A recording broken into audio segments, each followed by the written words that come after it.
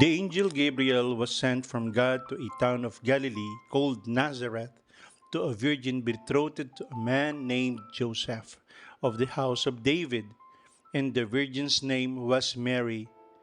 And coming to her, he said, "Hail, full of grace, the Lord is with you."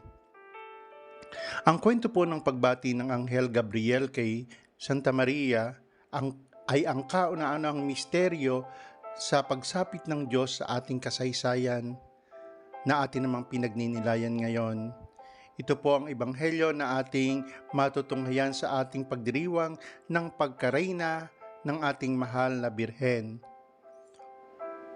Alam niyo po ba na itong ebanghelyo na ito ang biblical foundation ng dogma of the Immaculate Conception of Mary? Si Mary ay full of grace, sabi ng anghel. Sa Greek, ito ay ke karitomene.